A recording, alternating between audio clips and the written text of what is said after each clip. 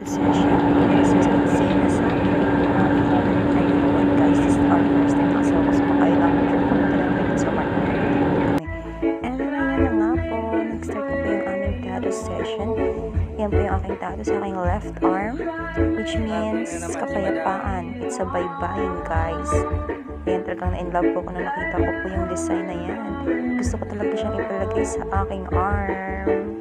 Ayan na po yung aming tattoo artist na si Kuya Marky. Shoutout sa'yo!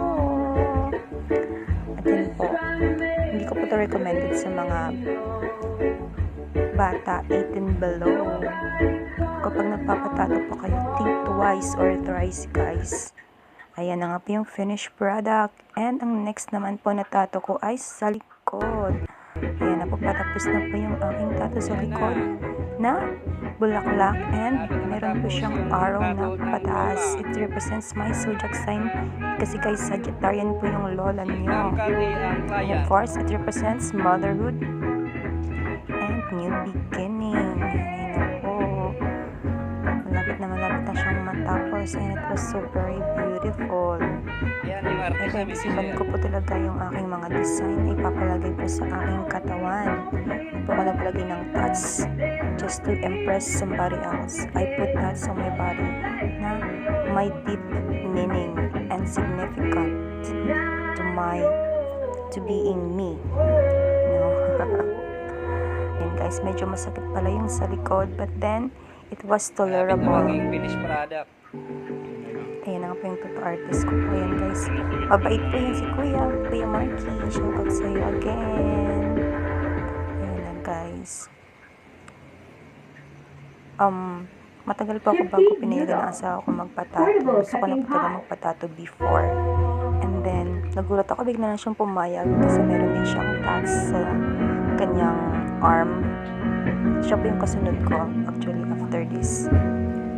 Sa kanya naman ay malaki sa kanyang braso. It's a full sleeve. In love po talaga ako nung nakita ko yung design na to. What do you think guys? Ayan, malapit na siya matapos.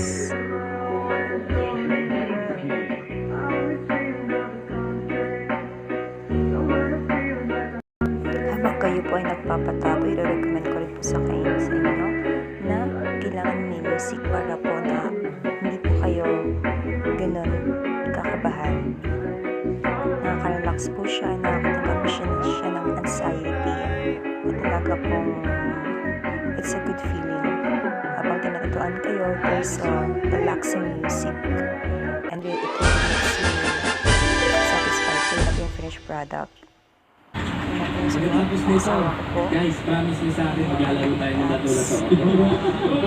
Datula sa Coach Billy, bilang nandiyan ka na, $3 at dalawa nila sasalan sa kama. At ayan na nga pang finished product ng full arm sleeve ng asawa ko. Thank you for watching guys. Love you.